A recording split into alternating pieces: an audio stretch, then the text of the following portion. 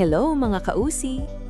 Madalas nating nakikita ang mga artista na namumuhay sa malalaking bahay, nagmamaneho ng mamahaling sasakyan, at tila walang problema sa buhay. Dahil dito, iniisip ng marami na kapag sumikat na ang isang celebrity, habang buhay na nilang mararanasan ang marangyang pamumuhay. Pero alam nyo ba na hindi lahat ng kwento sa showbiz ay laging may happy ending? May ilang artista na minsang naranasan ang kasikatan, malaking kita at marangyang pamumuhay, ngunit dahil sa iba't ibang dahilan tulad ng maling desisyon sa pananalapi, naluging negosyo, pagkawala ng proyekto, personal na problema o hindi inaasahang pagsubok sa buhay, naranasan nilang mawalan ng malaking bahagi ng kanilang yaman at magsimulang muli. Kaya sa video na ito, aalimin natin ang top 10 artistang yumaman pero nalugi, from millionaire to poverty. Sino kaya ang mga artistang kabilang sa ating listahan? At sino kaya ang nakaranas ng pinakamalaking pagbagsak sa kanilang buhay at karera? At kung mahilig kayo sa mga celebrity stories na tulad nito, i-click nyo na ang like at mag-subscribe na din sa aming channel para hindi ninyo ma-miss ang aming mga susunod nyo videos. At habang pinapanood ninyo ang video, alalahanin natin ang tagumpay ay maaaring dumating at mawala. Ngunit ang tunay na sukatan ng isang tao ay kung paano siya bumabangon sa bawat pagsubok. Top 10. Alma Concepcion.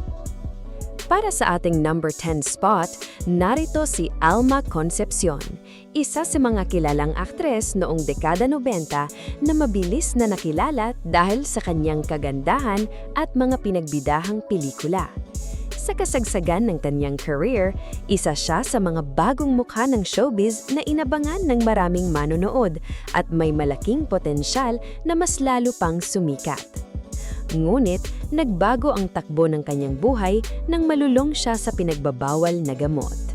Dahil dito, unti-unti siyang nawala sa limelight at natigil ang dating maayos na career na kanyang pinaghirapan.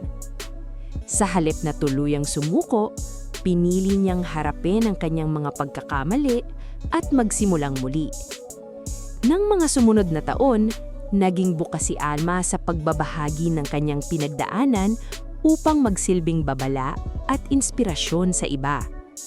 Ang kanyang kwento ay nagpapaalala na walang problemang hindi kayang lampasan kung may lakas ng loob na magbago at itama ang mga maling desisyon sa buhay. Top 9. Angelo Ilagan. Sa ating number 9 spot naman ay si Angelo Ilagan, isang dating teen actor na nakilala sa iba't ibang pelikula at teleserye noong kanyang kabataan. Bilang pamangkin ng yumaong aktor na si Jay Ilagan, marami ang naniwalang magiging matagumpay rin ang kanyang karera sa industriya ng showbiz. Subalit nang humina ang kanyang mga proyekto, nagsimula ring bumigat ang kanyang pinansyal na kalagayan. Umabot pa sa puntong nawalan sila ng tirahan at kinailangan niyang mamuhay sa lansangan. Upang mabuhay, pumasok siya sa iba't ibang hanap buhay, kabilang ang paggawa ng mga signboard at iba pang simpleng trabaho. Kalaunan, inamin mismo ni Angelo na naging malaking aral sa kanya ang mga pinagdaanang pagsubok. Natutunan niyang ang kasikatan ay maaring mawala anumang oras, kaya mas mahalagang manatiling mapagpakumbaba at maging handa sa anumang pagbabago ng buhay. Top 8. Anjanette Abayari. Sa number 8 naman ay si Anjanette Abayari, ang beauty queen na kinoronahang Binibining Pilipinas Universe 1991, bago naging isa sa kilalang artista noong dekada 90. Bukod sa kanyang mga pelikula, tumatak din siya sa publiko nang gampanan ang karakter ni Darna, dahilan upang lalo pang umangat ang kanyang kasikatan. Ngunit, biglang nagbago ang direksyon ng kanyang buhay matapos siyang masangkot sa isang kasong may kaugnayan sa pinagbabawal na gamot noong 1999. Dahil sa insidenteng yon, halos tuluyang natigil ang kanyang karir sa Pilipinas at matagal siyang nanatili sa ibang bansa bago muling nakabalik. Ang kanyang naging karanasan ay nagsisilbing paalala na kahit gaano kalaki ang tagumpay ng isang tao, isang maling desisyon lamang ay maaaring magpabago ng buong takbo ng kanyang buhay. Kaya mahalagang pahalagahan hindi lamang ang kasikatan, kundi pati ang mabuting pangalan at tamang pagpili ng bawat hakbang na tatahakin sa buhay. Top 7. Xander Ford. Sa ating number 7 spot naman ay si Xander Ford, na unang nakilala bilang Marlu Arizala, miyembro ng boy group na #5. Mas lalo siyang naging usap-usapan matapos ang kanyang facial transformation na naging viral sa social media, dahilan upang maging sunod-sunod ang kanyang guesting sa telebisyon at iba't ibang entertainment programs. Ngunit, kasabay ng kanyang kasikatan ay dumating din ang iba't ibang kontrobersya.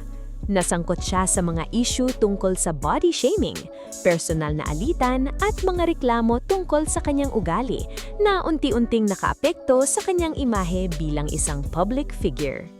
Dahil dito, nabawasan ang kanyang mga proyekto at humina ang kanyang presensya sa mainstream entertainment. Sa kasalukuyan, patuloy pa rin siyang gumagawa ng online content at nagsisikap na muling maibalik ang tiwala ng publiko. Ang kanyang kwento ay nagpapakita na sa panahon ng social media, mahalagang ingatan hindi lamang ang talento, kundi pati ang reputasyon, dahil isa ito sa pinakamahalagang puhunan ng isang celebrity. Top 6. John Wayne Sase. At para sa ating number 6 spot, narito si John Wayne Sase, isa sa mga pinakakilalang child actor noong unang bahagi ng 2000s. Bata pa lamang ay napahanganan niya ang maraming manunood sa kanyang husay sa pag-arte at naging bahagi siya ng iba't ibang matagumpay na pelikula at teleserye. Dahil sa kanyang talento, marami ang naniwalang isa siya sa mga susunod na magiging pangunahing leading man ng kanyang henerasyon. Gayunpaman, nagkaroon ng malaking pagsubok ang kanyang career nang masangkot siya sa mga kasong may kaugnayan sa pinagbabawal na gamot. Ang dating tuloy-tuloy na pag-angat ng kanyang pangalan sa industriya ay biglang natigil at kinailangan niyang harapin ang mga bunga ng kanyang mga naging desisyon. Sa paglipas ng panahon, naging bukas si John Wayne sa kanyang hangaring maituwid ang kanyang buhay at muling makabangon. Ang kanyang kwento ay nagpapatunay na ang talento ay isang biyaya, ngunit ang disiplina, tamang impluensya at responsableng pamumuhay ang susi upang mapanatili ang tagumpay sa mahabang panahon. Top 5. Mark Anthony Fernandez. Sa ating number 5 spot ay si Mark Anthony Fernandez, isa sa pinakasikat na leading man noong dekada 90. Bilang anak ng yumaong aktor na si Rudy Fernandez at aktres na si Alma Moreno, tila nakatakda na noon ang isang matagumpay na karera para sa kanya. Sunod-sunod ang kanyang mga pelikula, teleserye, endorsements, at napabilang pa siya sa pinakasikat na teen star ng kanyang henerasyon. Ngunit habang nasa rurok ng kanyang kasikatan, dumating ang sunod-sunod na personal na pagsubok. Nasangkot siya sa mga kontrobersya at mga kasong may kaugnayan sa pinagbabawal na gamot na naging dahilan upang bumagal ang kanyang career at mabawasan ang mga oportunidad sa showbiz. Mula sa pagiging isa sa pinakamatunog na pangalan sa industriya, kinailangan niyang muling buuin ang kanyang buhay at karera. Sa paglipas ng panahon, unti-unti siyang nakabalik sa pag-arte at muling tumanggap ng mga proyekto. Ang kanyang kwento ay nagpapaalala na ang isang pagkakamali ay maaaring magdulot ng malaking epekto sa buhay, ngunit hindi ito ang kailangang maging katapusan ng lahat kung handang magsimula muli ang isang tao. Top 4. Suleiman Cruz. Sa number 4 naman ay si Suleiman Cruz, isang respetadong aktor na matagal nang napapanood sa iba't ibang pelikula at teleserye. Sa loob ng maraming taon, nakilala siya bilang isa sa mga artistang kayang magbigay buhay sa anumang papel, kaya naman naging bahagi siya ng maraming mahahalagang proyekto sa industriya. Ngunit sa likod ng kanyang matagumpay na karera ay isang madilim na kabanata na halos sumira sa kanyang buong buhay. Dahil sa pagkalulong sa ipinagbabawal na gamot, umabot siya sa puntong iniwan niya ang sariling pamilya at namuhay sa lansangan. Nabuhay siya sa tulong ng mga estranghero at kung minsan ay nagbebenta ng mga lumang gamit upang may makain sa araw-araw. Sa kabutihang palad, pinili niyang baguhin ang kanyang buhay pamamagitan ng rehabilitasyon at suporta ng mga taong hindi sumuko sa kanya. Ngayon ay muli siyang napapanood sa mga pelikula at teleserye at nagsisilbing buhay na patunay na hindi hadlang ang nakaraan upang magkaroon ng panibagong simula. Ang kanyang kwento ay nagpapakita na ang pinakamahirap na laban ay kadalasang laban sa sarili. Ngunit, posible pa rin itong mapagtagumpayan. Top 3. Jiro Manyo. At para sa ating number 3 spot ay si Jiro Manyo, isa sa pinakabatang aktor na gumawa ng kasaysayan sa Philippine cinema. Sa murang edad ay napahanga niya ang buong bansa sa kanyang pagganap sa award-winning film na Magnifico, kung saan nakamit niya ang prestigyosong Gawad Urian Best Actor. Marami noon ang naniniwalang siya ang magiging susunod na malaking bituin ng industriya. Ngunit habang siya ay lumalaki, sunod-sunod ding dumating ang mga mabibigat na pagsubok sa kanyang personal na buhay. Naging ama siya sa murang edad at kalaunan ay nalulong sa ipinagbabawal na gamot.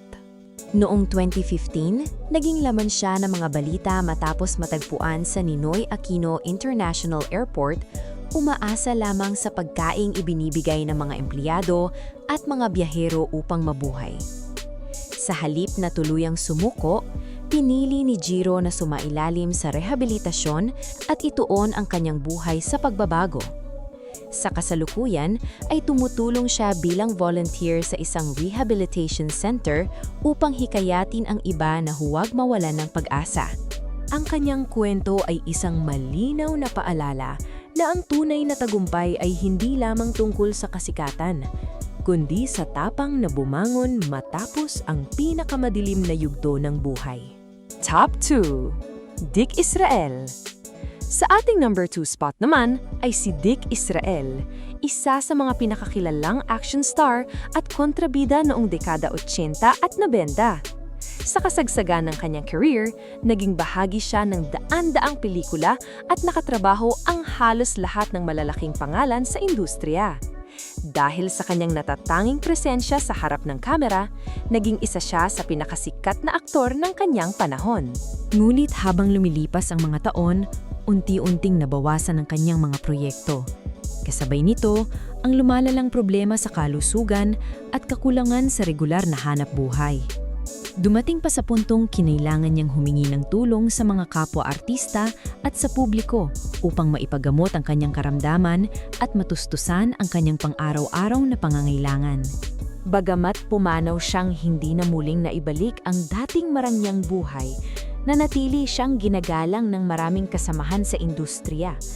Ang kanyang kwento ay nagpapaalala na kahit gaano kalaki ang kinita at kasikatan ng isang tao, mahalagang paghandaan pa rin ang hinaharap dahil walang nakakaalam kung ano ang maaring mangyari bukas. Top 1. John Regala. At sa ating number 1 spot ay walang iba kundi si John Regala, isa sa pinakatanyag na action star at kontrabida sa kasaysayan ng Philippine showbiz. Noong dekada 80 at 90, halos hindi mawawala ang kanyang pangalan sa mga pelikula.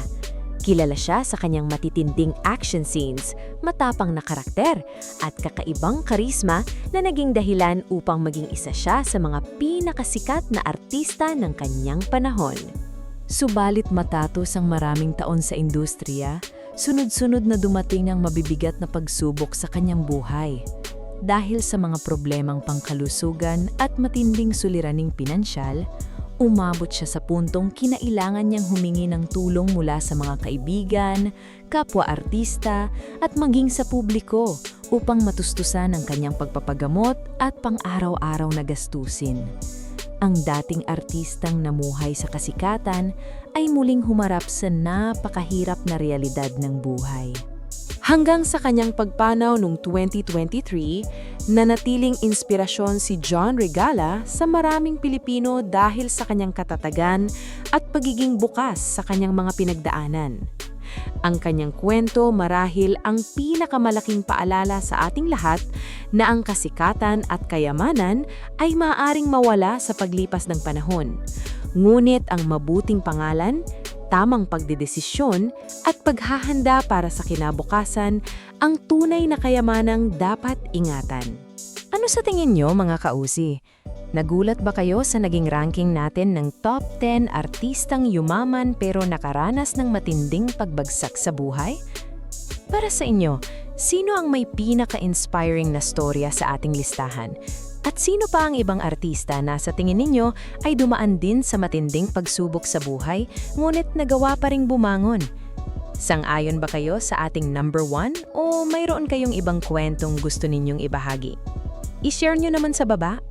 At kung nagustuhan nyo ang video na ito, huwag kalimutang i-like, i-share at mag-subscribe sa ating channel para sa mas marami pang rankings at celebrity stories na katulad nito. Maraming salamat sa panunood mga kausi. Hanggang sa susunod nating chikahan. Ingat palagi!